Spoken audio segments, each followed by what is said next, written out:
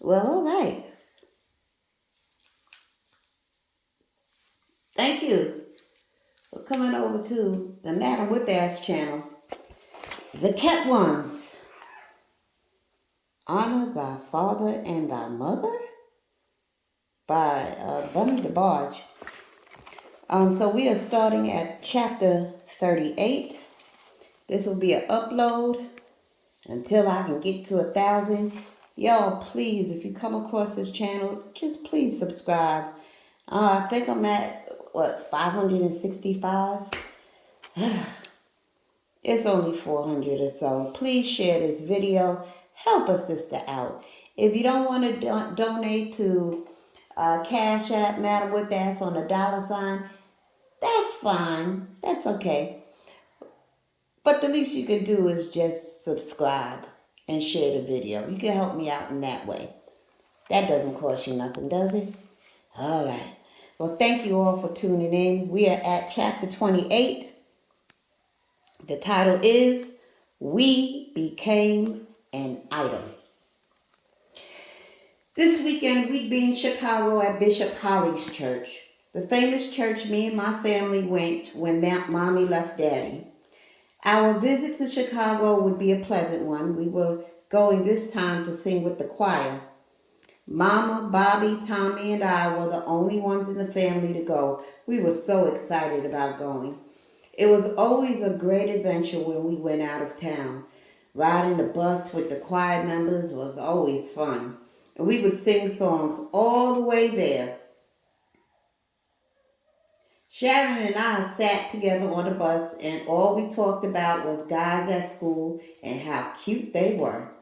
We were also looking forward to meeting some cute guys that attended the church in Chicago. We were pretty girls and we kept up with the fashion, so we were well dressed. Together, Sharon and I were confident in ourselves, so it was never a surprise to us when the young guys would flirt with us. When we got there, the Hollies were the first people we saw. They remembered us from the time we stayed at their house. They were glad to see us and were amazed at how much we'd grown.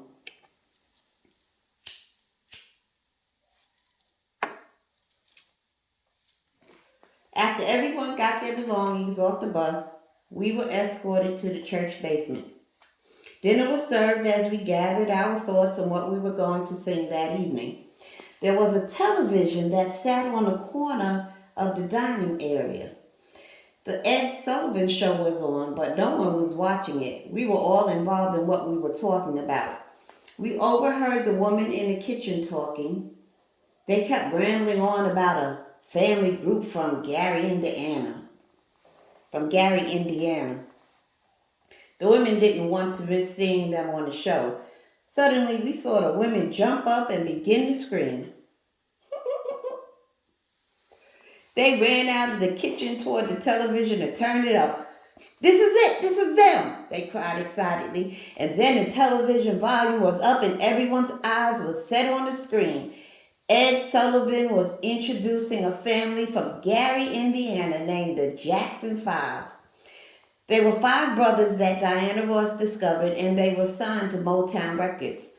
When they came on, you could hear a pin drop in the room. They were young boys that played instruments as they sang and danced across the stage. They were singing their hit song, "I Want You Back." What an astounding performance. Bobby, Tommy, and I were dumbfounded. We had never seen a group like that before. Everyone was saying that the group reminded them of us because they were young and were family. We knew very little about secular music. All we knew was church music. But after watching the Jackson 5, we all believed it was something we could do. They gave us hope that maybe one day we could be on television singing our songs. We were inspired by their performance and we couldn't wait to buy their album. We were fans of theirs from that day on. On the way back home that night, it was all everyone talked about. Ooh, I can imagine seeing the Jackson 5 for the first time on the Ed Sullivan Show and little Michael Jackson Y'all, I was in love with Michael Jackson. Well, who wasn't? I was in love with him until he turned white. I was in love with him all through Thriller. And yeah, and through Bad. And one day in 1999, I looked up and he was white. And I just didn't, it was such a gradual process. Listen, if you wanted to see your favorite celebrities, and y'all who are in the same generation as I am, you didn't see them much. You might have seen them 2 or 3 times a year. Either not too many black artists came on Ed Sullivan, but you had to wait for Soul Train, or what was that show that used to come on midnight? Was it Midnight Express or something? Somebody put in the comment section. Was that the show, Midnight Express? That music show? Maybe they might have been on Mike Douglas or Dinah Shore, but you didn't see your celebrities like you see them today on the internet. You can see your favorite celebrity every damn day and what they do and what they look like. So it was always an excitement when the Jackson 5 was going to be on something, because it wasn't often. But I can imagine I was in love with... You know how many little girls when I was little, I beat the shit out of them because they said they was going to grow up and marry Michael Jackson and cook him breakfast? Punched her right in the fucking face. As far as I was concerned, Michael belonged to me. And only me. Anyway. I stayed the night with Sharon the next day. We had fun doing girly things. Sharon loved doing hair, and I had no problem with her practicing her gift on my head. We dressed up to go walking to see who was hanging out. We decided to walk to the record store to buy the Jackson 5's new single. The young guys from school were out showing off by driving their parents' cars. Really? Some of the ones we knew would stop and talk for a minute. Then we saw another familiar face. It was Kevin. He was riding too. "There's your boy," said Sharon. Kevin recognized us and quickly pulled over to the side of the street to talk. "What's happening? Thought you was going to call me." I told him I've been busy in the church and going places with the choir. I didn't mention to him that I forgot his number. "I've been hearing a lot about you. I heard from different people around town that you can sing." "Oh," I said, "now who told you this?" I was shocked. Who could have told him this? Did we know some of the same people? "Different people are saying that you are Elder Abney's niece and you sang at the church on Sherman and Eastern. Hit a note for me," he said with a grin. I was amused, but I didn't want to sing. I was too overwhelmed with the fact that he was talking to me. I pretended to be shy. "I can't do that. You'll put me on the spot. In fact, you sing something. You're the one that plays guitar." Then Sharon started nudging me and looked at Kevin and stated, "My cousin Ken, go ahead, sing something, Bunny." I looked at Sharon and asked her to sing with me. Sharon could harmonize well. She had a good ear. I had to coax her a little, but I finally got her to sing. We sang a song we arranged called "Yesterday." It was a Beatles song. We had changed the words to where they spoke of God. Kevin listened, and afterwards he complimented us. He just couldn't understand why we changed the words to pertain to God. This puzzled him. However, it was an opportunity for me to tell him about my faith. I wanted to invite him to church again. I began to witness to him and tell him that what God meant to me. I told him I enjoyed secular music, but I choose to sing for Jesus. I believed he was coming back again, and I didn't want to be lost. Kevin wasn't impressed. There's no money in that. You can't make a career out of singing for the Lord. Your voice is good enough to sing R&B. I don't know anything about R&B. I was brought up in a church. And it's a sin to sing secular music, but I do enjoy hearing the songs on the radio. Mm-mm-mm. Then Sharon and I mentioned to him about the Jackson 5, the family singing group. I told him that I'd seen them on television and my family could sing like them. It all seemed so fun and glamorous, and yes, I did envision myself being there. However, it was just a dream. I loved the Lord, and the church frowned on such songs. The day Kevin got to hear all about my brothers and that day, Kevin got to hear all about my brothers and how we sang together. I told him that we could also be stars if that's what we wanted to do. However, my family loved the Lord and we were going to sing for him. Kevin laughed at me and then he began to mock me. My family loves the Lord. Really? As if you really know him. I do know him. No, you don't. You only know what your parents told you. Seems like Kevin wanted an argument and I was ready for him. I see what you're trying to say. However, I know God for myself. Then I began to share with him as much as I knew about God and the Holy Spirit. I told him how I knew at an early age that I was special to God, how God was with me through my whole childhood. I shared with him my experience receiving the Holy Spirit and how it was nothing that anyone could tell me. I knew that I had it for myself. I began to tell him how I spoke in other tongues, another language, a holy language that I knew I didn't have on my own. I knew that it was God who changed my tongue. The Spirit came upon me as I was praising him. I went on to explain that I accepted Christ in my life and he was living in me. This would cause me to feel condemned whenever I did anything against him. I told him about the song I sang called Only What You Do for Christ Will Last. This song says we can conquer the whole world and it will mean nothing when Jesus comes back if we lose our soul. This song I believed in with all my heart and the words stayed with me. Kevin made fun of me at first, but after a while he saw how sincere I was and became compelled to listen to what I had to say. We talked a long time about God. The time got away from us, and before we knew it, it was starting to get dark. Sharon and I had been gone for a while, and it was time for us to get home. Kevin asked if we wanted a ride home. Sharon and I talked quietly among ourselves. We didn't want Kevin to hear us. We knew we couldn't pull up in front of the house with a boy in the car. After talking amongst one another, we decided we'd have Kevin drop us off at the corner from the house. I promised Kevin that I would call him after we got home. I saw that Kevin was interested in me and he was touched by our conversation concerning God. I was interested in him too. I couldn't wait to talk to him again. I had to go home that night, but I didn't care. I had Kevin on my mind. Mama and Daddy picked me up, and when I got home, I went straight upstairs to my room. I needed my privacy, so on the way, I grabbed the phone, 458-1736. I had memorized it, and as much as that phone number is still in my memory today, that's how much I called it.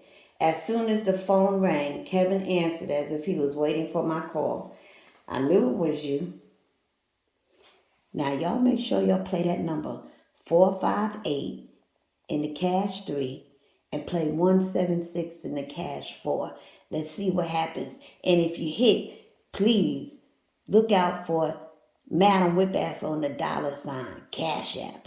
All donations go to the Jumanji and Diva Stainless Steel Cage Fund. Thank you.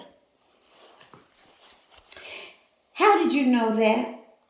Jesus told me, he said with sarcasm. Kevin was trying to be humorous with me, maybe even a little sarcastic.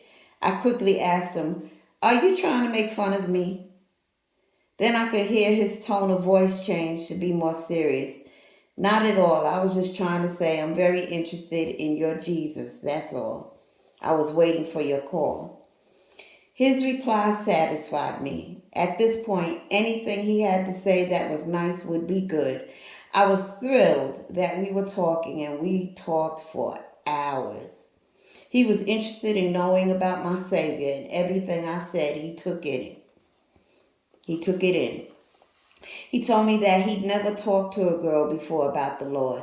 And after seeing my sincerity in what I was talking about, he promised me he would go to church with me on Sunday. Now I was excited, and I was going to keep him at his word. Kevin and I talked every day. I knew I would soon have to tell Mama about him. I told her I had met a young man and I had been witnessing to him about the Lord. I invited him to come to church that Sunday. Mama surprised me. She didn't have a problem with me talking to him. I didn't have to hide talking to Kevin anymore. The next time Kevin was on the phone, I put Mama on. She talked to him about the Lord as well, and Mama could see Kevin was sincere. Mama told me I could invite Kevin over to the house. It was time for her to see the person that I was always on the phone with. Kevin told her that he was going to church with us on Sunday, and could he pick me up. Mama had no problem with him picking me up. On Sunday, he picked me up and we went to church together. I couldn't sit with him, though, because I had to sing in the choir. I was so tickled. I couldn't wait to whisper in Sharon's ear that Kevin was in church with me. We both prayed for Kevin's salvation. Sharon was so happy for me. She could see I was happy, too. She didn't want me to get off focus, so in the middle of me giggling, she whispered to me, "You've got to sing." Just then, the choir stood up and Uncle James motioned to me to come out front. I felt a little frightened and instantly became nervous. Kevin was out there watching me. I found it hard to stay focused. I closed my eyes and from within, I asked God to help me. And once I sang my first note, I was fine. After the choir rendered their songs, Uncle Bill, Bishop Abney, got up to sing and preach. The spirit of the service was high. Many people came to the Lord that day, including Kevin. He got the Holy Spirit that Sunday, and we became an item. We went everywhere and did everything together. Wow. Woo! Look at that. He quit the group he was in, the TMGs, and told them he was going to play for the Lord. He was now the lead guitar player for the Bethel Pentecostal Choir. The choir had its own band, which consisted of my brother Tommy on the bass, my boyfriend Kevin on the lead guitar, and my cousin Andre Abney, Uncle Bill's son, playing the drums. The Bethel Pentecostal Choir continued to do engagements everywhere. Wow. Chapter 39. Loved by the world, but not by Kevin. Let me adjust myself. It's getting good.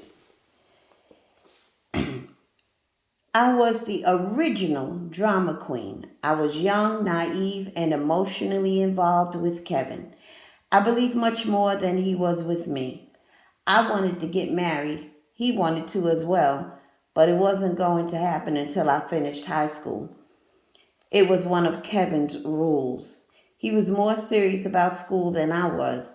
If it weren't for him, I probably would have gone as much as I did.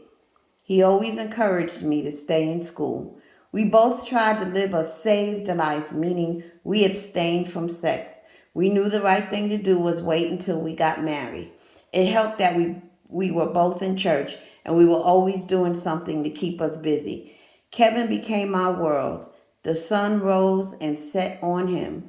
I told him everything about my life, my childhood, as well as father, and he sympathized with all I'd gone through. I read it just how it was written. It was the beginning of our relationship, and Kevin was there for me. I started putting Kevin in the place of God. I didn't realize it at the time, but that's exactly what I was doing. The more I talked to him, the less I talked to God. It meant more for me to be with him. All I thought about was Kevin. Since Kevin was in the choir now, we did a lot of traveling together. Kevin got to see up close all the attention I was getting from people. Everyone would speak on how beautiful my voice was and how they felt the anointing whenever I sang. The fact that people were always talking about how great I sounded seemed to bother Kevin. The attention and the focus were on me. He started to treat me different, almost as if he was jealous. And when we were riding back from an engagement, he would ignore me. He'd purposely have nothing to do with me. I didn't understand why he'd act this way. I thought he would be proud of me, but he did everything in his power not to notice me. He hated whenever I got a compliment, when all I ever wanted was a compliment from him. He would never say I did well or I sounded nice.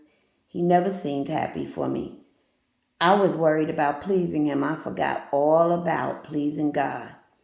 After a while, Kevin started getting bored with the church. He started missing services and rehearsals and eventually engagements for the choir. Kevin wasn't getting the attention that he needed at the church, so he soon got out of the choir and left the church. He started playing in the bars again. He needed money for school. He continued to go to Grand Rapids Junior College, but he also wanted to continue his education in music in Boston at Berkeley College. Meanwhile, I continued to sing in the choir with different groups at church. I was singing at the Grand Rapids Festival along with the church choir. This was a huge 3-day event that the city of Grand Rapids continues to this day.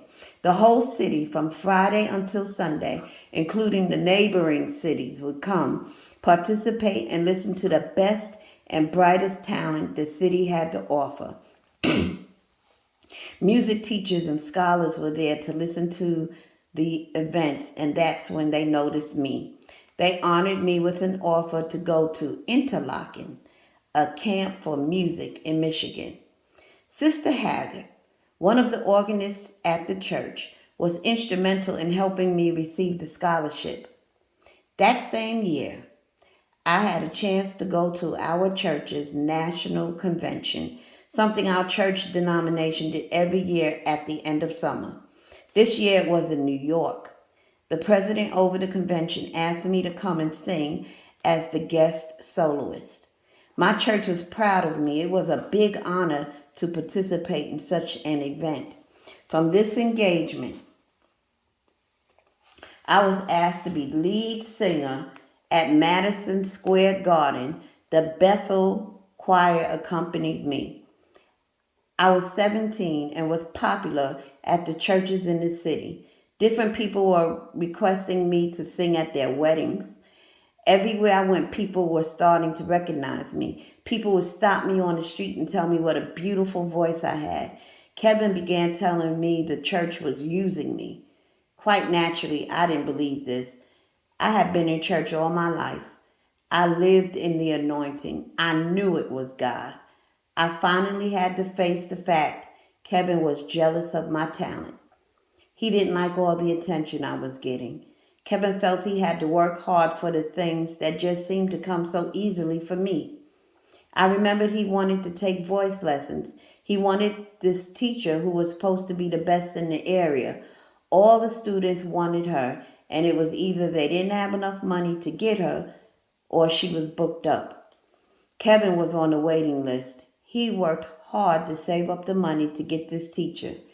After the spring festival, a woman walked up to me and introduced herself as Miss Law. She told me she worked at J.C. College in the city. She was captivated by my voice. She asked me, had I taken voice lessons? I told her no, I'd never taken lessons before. She had many students, but she'd be willing to personally tutor me. I was honored. I thought this was a great opportunity and privilege. However, I told her I was in high school and I didn't have any money to pay her. She wasn't interested in money and assured me that it was her treat. She said I could meet her in the music room at the college on any weekday at noon. I was to call her to verify the day that I chose. Thank you, I told her. I'd be glad to come. I was excited and I couldn't wait to tell my family. I knew once I told Uncle Bill, he would be excited too. Mama was the first one I told. She was happy, and it was something she always wanted for me. My uncles were elated. They knew it would take me to a higher level. I wasn't in a rush to tell Kevin because I didn't know what his reaction would be. When I finally told him about the woman I met and gave him her name, he was mad and became furious with me. He did his usual and got quiet on me. Then he asked again what the teacher's name was. I repeated to him that her name was Miss Law. His attitude got worse. Suddenly he was ready to take me home. I thought it was his usual thing, him being jealous because I was getting something he wanted, but it was more than that. On the way home, he told me his feelings. The teacher was the same teacher he was on the waiting list for. He'd been waiting for months. Now, it was obvious to me. Kevin felt these were lessons he was saving his money to pay for when I was getting them for free. I was still in high school, and this was a college course. What a privilege for me. I was in Kevin's territory, and he didn't appreciate it. Kevin wanted nothing else to do with me, at least not on this day. This broke my heart. I hated when he ignored me. It wasn't my fault. I told him I didn't know that this was his teacher. I didn't understand why I had to be punished by this and go home. Kevin made clear to me that day just what he felt. He shortened our time together, made an excuse that he had some homework to do. Some people have to work hard for it, he said. Could I understand Kevin's way of thinking? Was it my fault that he had a problem with the way people responded to my gift?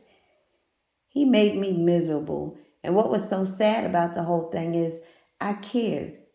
It hurt me. I had made Kevin my world.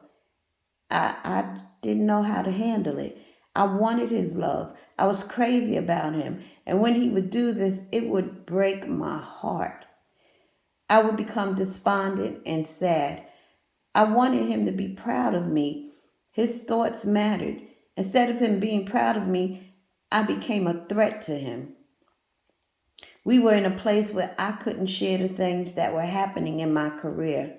He resented me, rejected me. He'd say mean things to me, and he refused to be in my company. When I did see him, all we did was have sex. It had nothing to do with him loving me. I think he just didn't care anymore. He lost the respect for wanting to wait until we got married. That's not where my head was, though. Making love with Kevin only made me fall deeper in love with him. I felt I needed him in my life, so no matter how he treated me, I held on. And when he would reject me, I'd go into depression and withdraw from the world. I had already lost interest in church and my singing. School was on the back burner. Although I was trying hard to hang in there. But when Kevin and I were fighting, I lost all concentration for school as well. Kevin wanted me to leave him alone, so he began to mistreat me, talk to me any old kind of way. It didn't help because the more he wanted to break away, the more I wanted to stay. I was determined to show him that I loved him. Nothing else meant more to me than being with him. Him being mean meant nothing to me. I was used to that. I lived that my entire childhood. I thought that love meant to stay in the mess no matter what.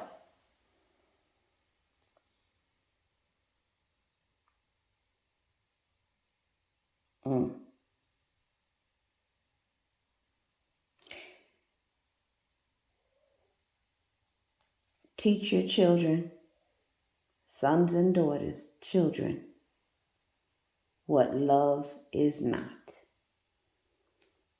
That's me speaking, Madam Whitbass. I was taught from my childhood environment that love means never having to say you're sorry. No matter how someone treated you, if you were for him, you stayed with him. That's how Mama did it, and she was in love with Daddy. She did whatever she thought would make him happy.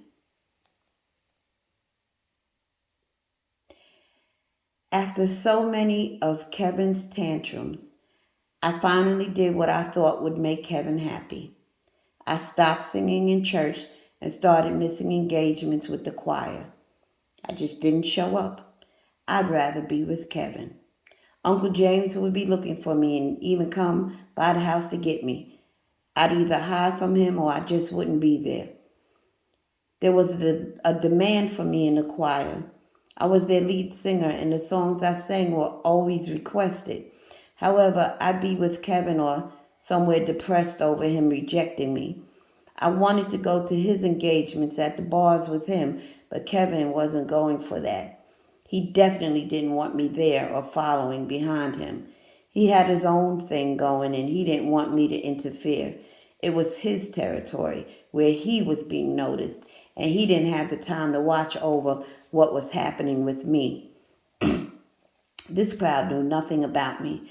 They would only see me as a pretty girl, and this would get me in trouble as well. It seemed like I just couldn't win with him. I felt like I always had to hide who I was. Nevertheless, I did it. I went for the okie doke. I loved Kevin. I was his girl, and I would submit to whatever he wanted of me. He wanted me to be into school. He wanted me to do my homework. He also wanted to protect me from the world, so he says. He was aware I knew nothing about the world, and I was a church girl. However, little did he know that my engagements with the choir were not all I started missing. I was now starting to miss school too. Chapter 40. My first worldly friend.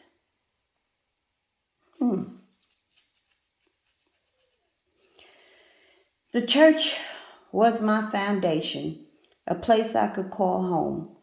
I had friends in the church and they were special to me. They were my mentors, older sisters in Christ who took me under their wings.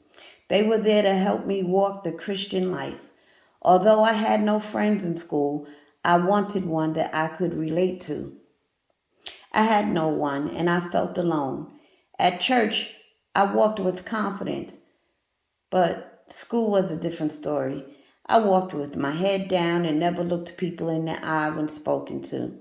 The fears I experienced as a child were now surfacing around my peers. They could tell I was timid and the girls would pick on me. It wasn't like Sharon was with me, so therefore I was less confident. She attended another school, leaving just Bobby, Tommy, and myself, and we were catching hell. We just didn't fit in. I was straying from the church, going every now and then. The saints missed me. They were very concerned. I was slipping in my walk, and when I did show up at church, many of them would pull me aside to talk to me. Don't let the devil fool you, they say. God has a work for you to do. Satan knows this, and he wants to detour you. This wasn't something that I didn't already feel in my spirit. I knew they were right. But I was caught up into Kevin, and he had a problem with me in the church. He never voiced that he wanted me to leave the church, but in my mind, if I didn't go and participate, we got along much better. My grades were poor simply because I didn't apply myself. My attention was being with Kevin and what I was going through at home and if I was going to stay in church. It was everywhere but school. I didn't feel I needed to go. I wanted to be a singer. I had tasted the world of traveling with the church. Why did I need school? A place where I had no friends. We started out as enemies, Rose Cook and I. Most of my friendships started with my peers not liking me. It was a Sunday after church. Sharon and I went to the restaurant across the street. There were two girls standing at the counter giving their orders when Carol walked in. Sharon and I were already seated. We were into our own conversation and paid no attention to what was going on at the counter. The two girls apparently were cracking jokes and making silly remarks about the man behind the counter. We didn't hear what they were saying, but we did hear what the man said, and it was funny. His response caused everyone in the restaurant to laugh. We weren't laughing at the girls. We didn't hear what they said, but seeing how hard Carol was laughing, it made us laugh. The next thing we knew, the girls were at our table confronting us. They wanted to know what we were laughing at and if we were talking about them. Sharon did all the talking. I didn't dare speak. One thing Sharon can do is speak up for herself, and today she was speaking for the both of us. Are you talking to us? Because if you are, I don't know what you're talking about. We didn't say anything to or about you. We are minding our own business, and if I had something to say, I'd definitely say it to your face. Sharon didn't back down to them. Suddenly, the door to the restaurant opened and another girl stepped in. She walked over to the other girls to show she was with them. The man behind the counter saw the conflict between us at the table, and he immediately came over and asked the girls to leave. The girls walked out, but one of them shouted out their names. I'm Donna, and this is Rose and Francis. You will see us again. Sharon and I didn't think any more of it. We finished our meal and went about our business. On my way to school the next morning, I looked behind me, and to my surprise, I saw the same three girls, Donna, Rose, and Francis, walking behind me. One of them shouted out to me, "Aren't you one of the girls that was laughing at us in the restaurant yesterday?" Now, I was scared. I kept walking as if I didn't hear her. And then I hear another girl say, "Yeah, that's her. Where's your friend now? Come on, let's jump her." I didn't utter a word. I just started walking even faster. I didn't dare look back at them, but I knew they weren't far behind. I could hear them clearly, and the faster I walked, they walked just as fast to keep up with me, laughing at me the whole time. They were using words I wasn't accustomed to hearing. They were using profanity. "Look at that bitch. She's scared now. That's okay, because I know where you live. We saw you come out of your house. We'll meet you there after school." I was scared to death now. They knew where I lived, and they were coming to my house to get me. By this time, we were at school, so I hurried in and disappeared into the crowd. I was sick with fear. I wanted to leave school right then. What if I saw them in the hallway, I thought, or at lunch period? I'd never seen them before yesterday at school, but what if we shared the same lunch period? I couldn't imagine them laughing and teasing me in front of everybody. This would be so embarrassing. This can't happen, I thought. I have one more class before lunch, gym class. I'll go there, and afterwards I'll leave school for the day. The girls in my gym class all gathered in the locker room to get ready for gym class. I knew no one in my class and never paid attention to who was who. Then I saw her, one of my enemies. She was dancing around the locker room with a pocket radio up to her ear. She hadn't noticed me yet, but I noticed her. The gym teacher immediately came over to her and said, "Rose Cook, turn it off and put it up."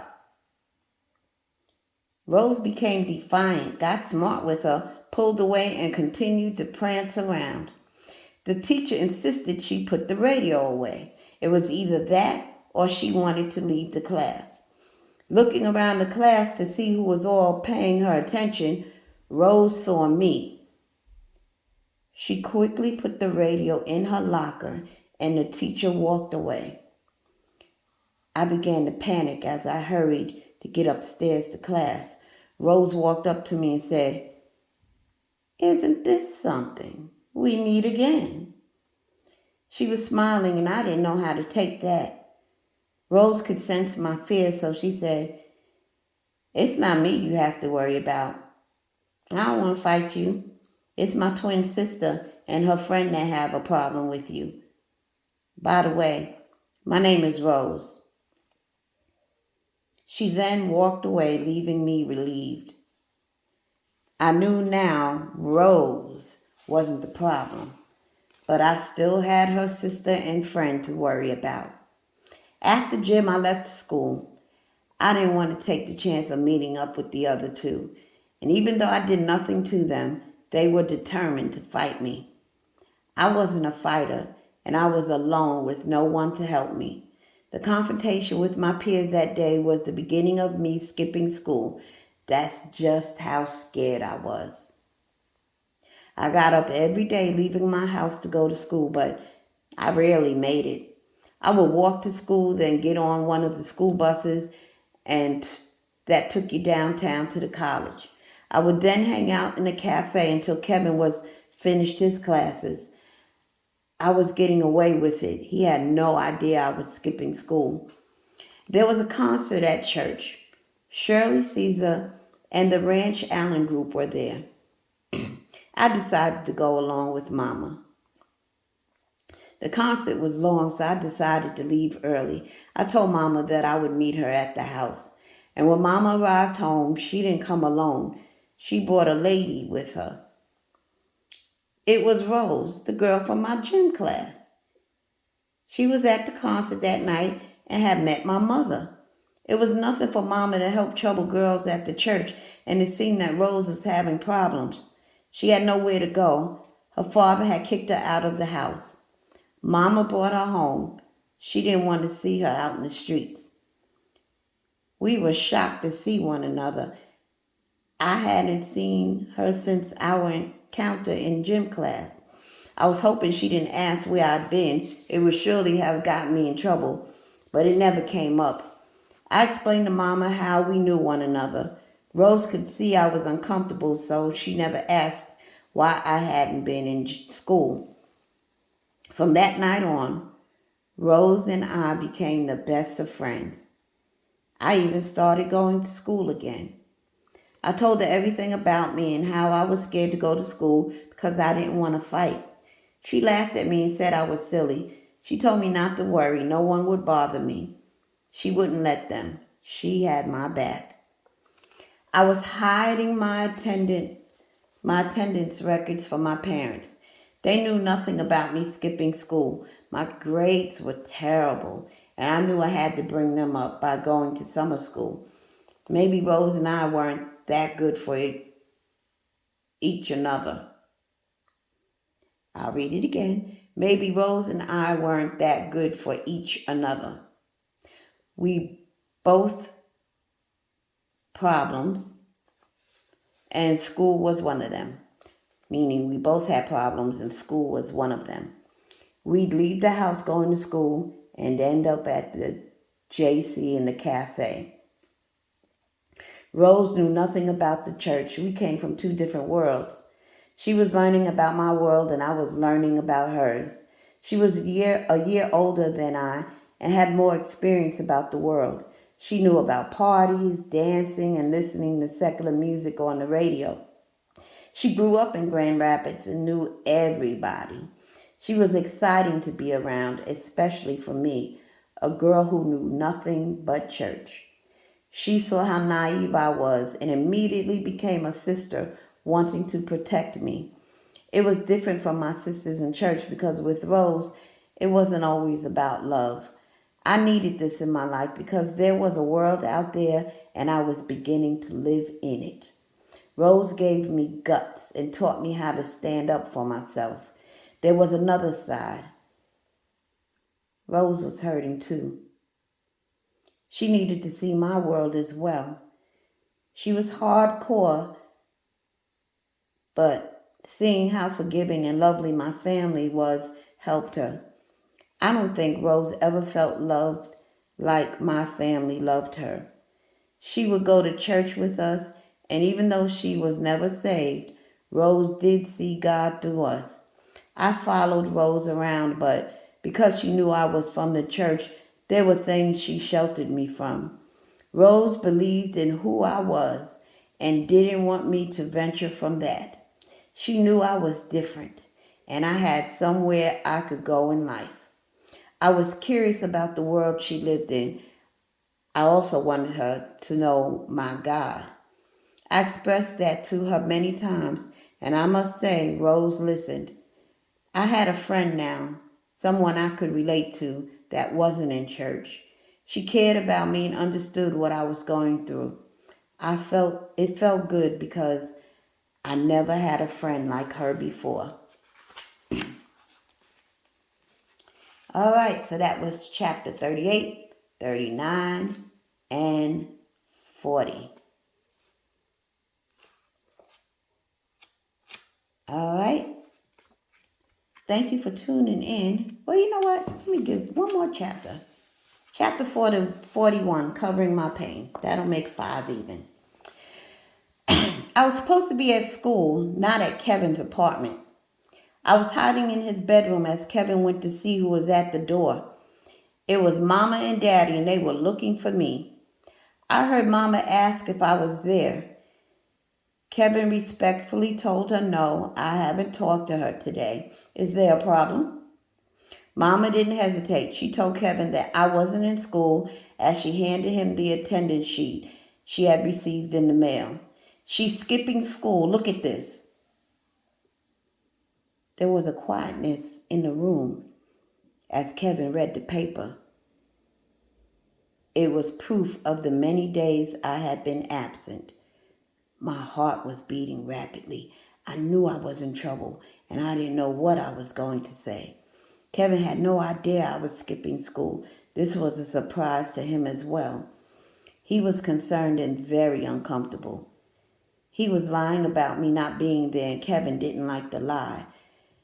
I was uncertain now, not sure of whose side Kevin was on. Would Kevin turn on me and tell my parents I was there? I was busted and my stomach began to hurt from fear. I had lied to him. I told him there was no school that day. He didn't know the difference. He was in college. He told Mama he knew nothing about it and would never have condoned me not being in school. It was enough he was hiding the fact that I was sneaking to be with him, but now I was skipping school too. I knew I was in big trouble, and I was worried about Kevin much more than I was my parents. Mommy and Daddy didn't believe Kevin. They felt he was hiding something, and Mama went on to blame him.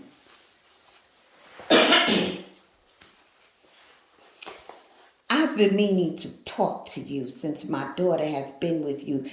I have seen a great change in her. She hasn't been able to focus on anything else but you. She quit the choir, which she loved, then she left the church.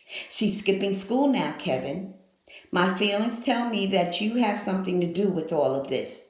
I wish you would take it upon yourself to break up this relationship. You're much older than her. You finished high school. Give my daughter that chance. Mama was serious. She was upset and was blaming Kevin. Oh my God, I thought. Mama was being hard on Kevin. I was afraid Kevin was going to do exactly what she said.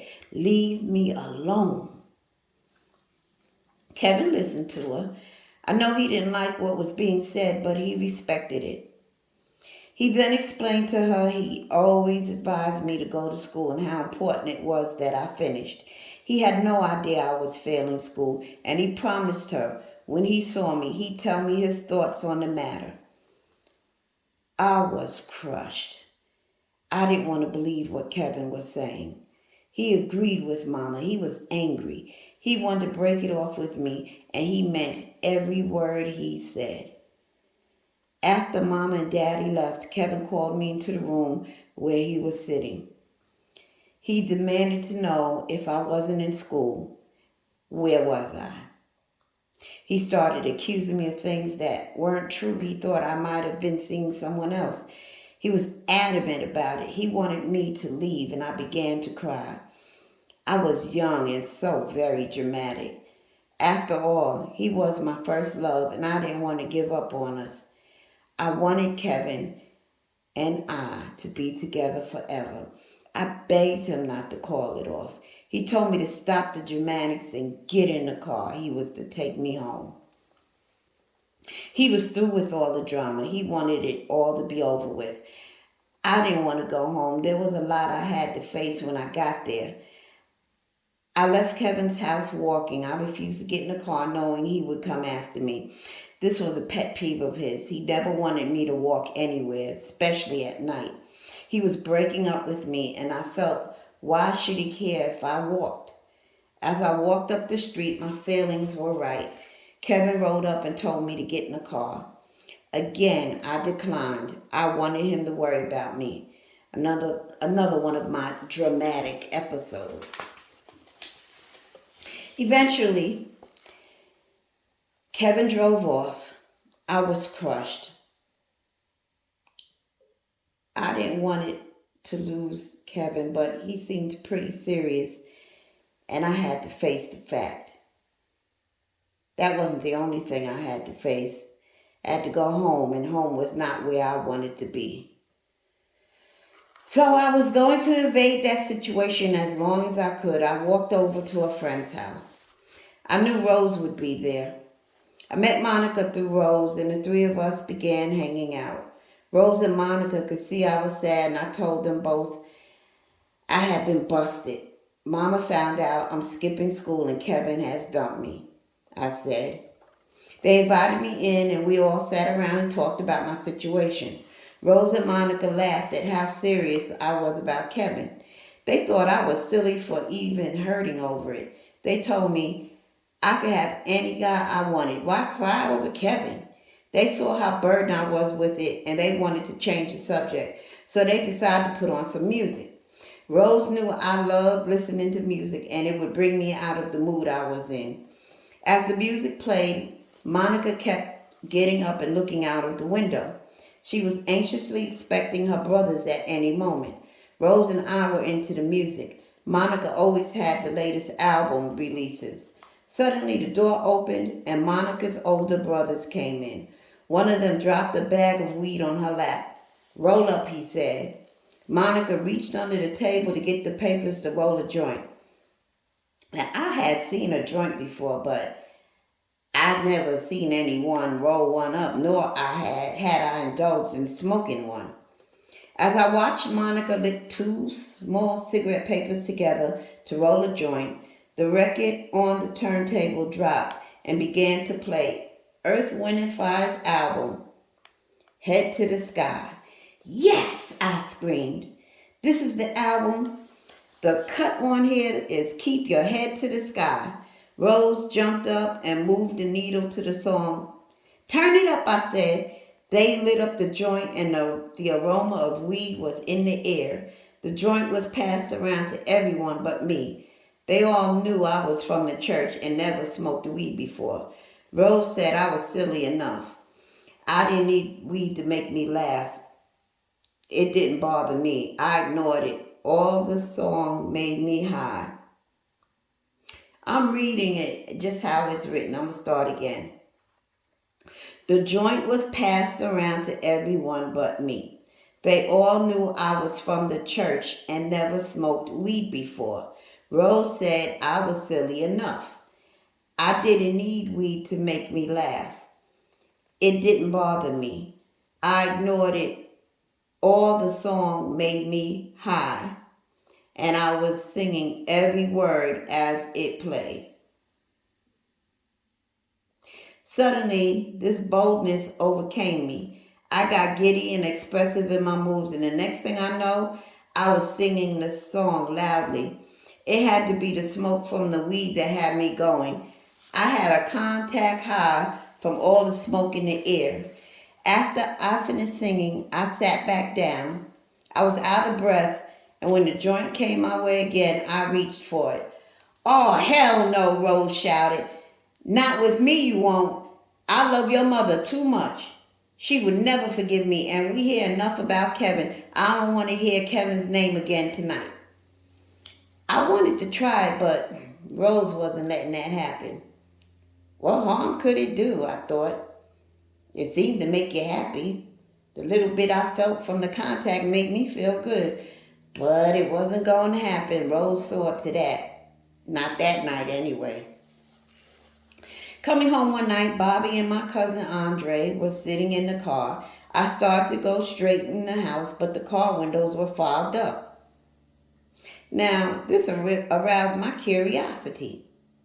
The window was cracked and I could see smoke coming from it. They never saw me walk up to the car. They were laughing like they were out of their minds.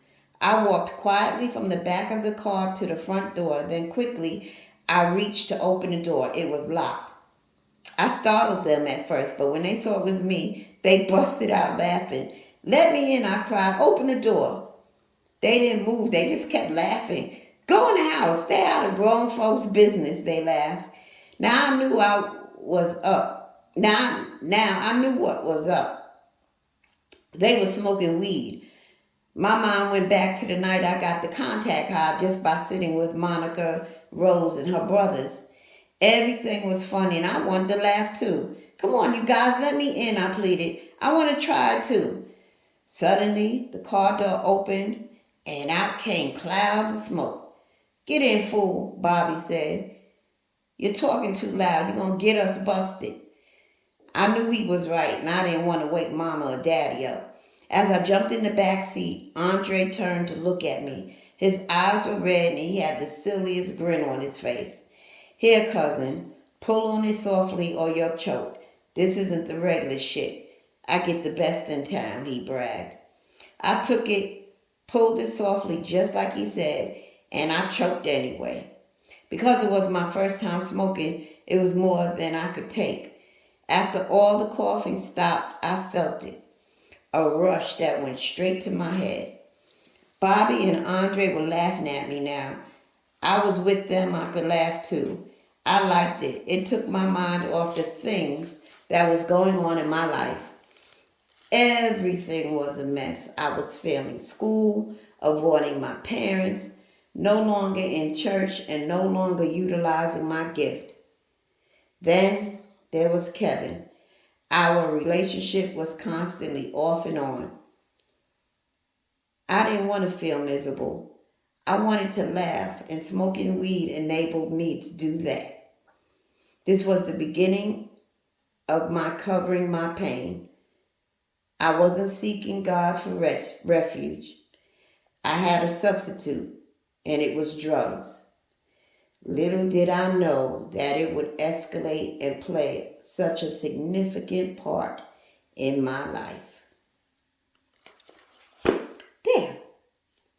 That's chapter 38 through chapter 41. Yeah, oh Lord. All right. Thanks for listening. Catch you later. Peace.